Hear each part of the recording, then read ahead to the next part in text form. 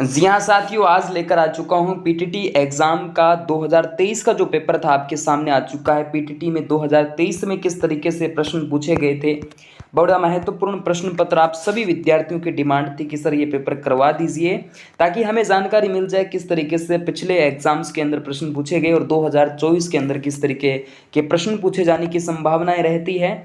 तो वीडियो को पैसेंस बना के एंड तक जरूर देखना, ताकि सारी जानकारी आपको इस वीडियो के माध्यम से मिल सके। जो साथी नए हैं तो चैनल को सब्सक्राइब करना, और जो साथी फेसबुक पेज पर इस वीडियो को देख रहे हैं तो फॉलो कर लेना, और टेलीग्राम और व्हाट्सएप से नहीं जुड़े हैं तो प्यारे विद्यार्थियों टेलीग्राम चैनल भी इसी नाम से हैं, और इस नंबर पे आप अपना नाम और सिटी मुझे सेंड कर सकते हैं, तो मैं आपका नंबर जो है वो सेव कर लिया जाएगा। चलिए विद्यार्थियों, पहला प्रश्न, ज़्यादा वक्त को खराब नहीं करते हैं। पहला प्रश्न आपकी स्क्रीन पे कुछ इस तरीके से रहेगा।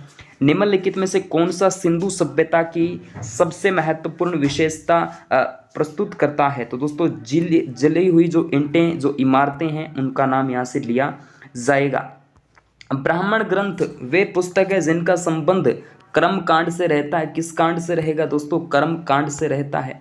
उसके बाद अजंता के चित्र किसकी कहानियाँ चित्रित करते हैं? अजंता के चित्र दोस्तों जातक। ये प्रश्न इंपॉर्टेंट है, आने लायक प्रश्न है, रिपीट भी हो सकता है। उसके बाद स्वतंत्रता सेनानी श्री सूरजमल बांसनिया जो है दोस्तों, बांसनिया बांसवाड़ा जिले से आ जाते हैं, इंपॉर्टेंट है। उसके बाद इलाहाबाद का अशोक स्तंभ किसके शासन काल में जानकारी प्रदान करता है? तो चंद्रगुप्त, समुद्रगुप्त की बात यहाँ से कर ली जाएगी, समुद्रगुप्त करेक्ट रहेगा।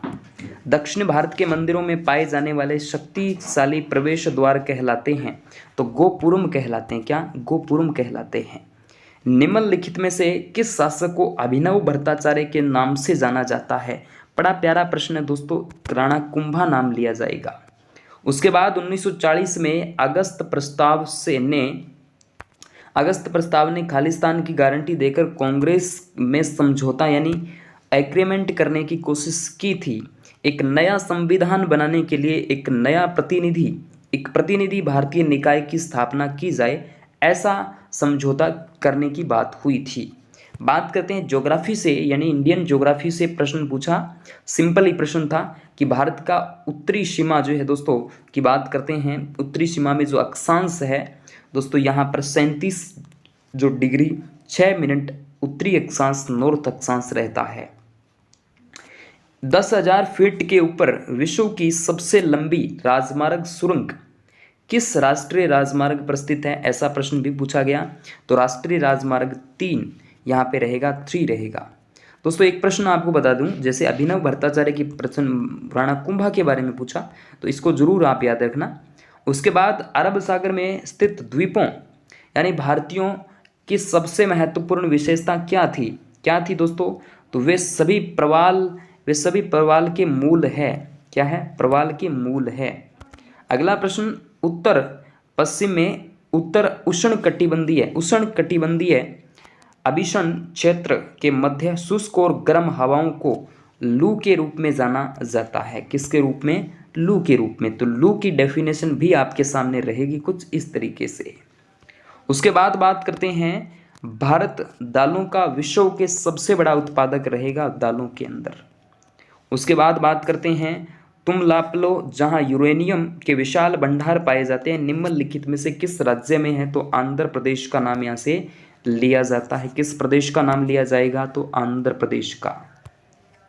FSI 2021 के अनुसार निम्नलिखित में से किस राज्य में क्षेत्रफल के हिसाब से देश का सबसे बड़ा वन क्षेत्र है? दोस्तों मध्य प्रदेश रहेगा। कौन सा? मध्य प्रदेश।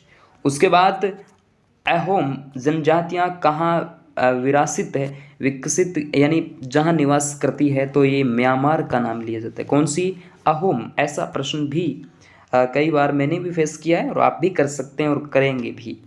निम्नलिखित में से कौन पहली भारतीय महिला थी जो अंतरिक्ष में गई थी? कल्पना चावला। इजी प्रश्न है, स्टैटिक जीके से भी पूछा जाएगा।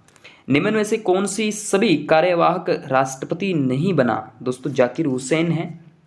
अगला प्रश्न बात करते हैं, निम्नलिखित में से किस महिला को स्वतंत्रता आंदोलन की ग्रैंड ओल्डी लेडी के रूप में जाना जाता है? तो अरुणा आसफ अली का नाम लिया जाता है।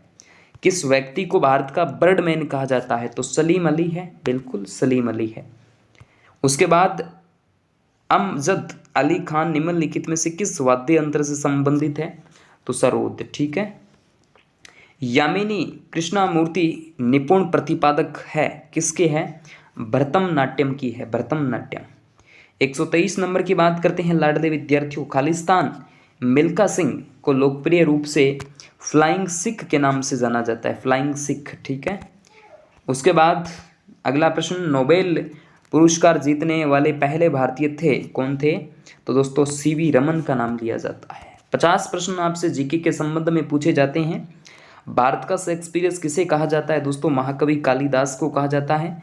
तो ये 25 प्रश्नों पर हमने जिक्र किया है। अगले जो है प्रश्न हम अगले वीडियो के अंदर देखेंगे। Okay, thank you.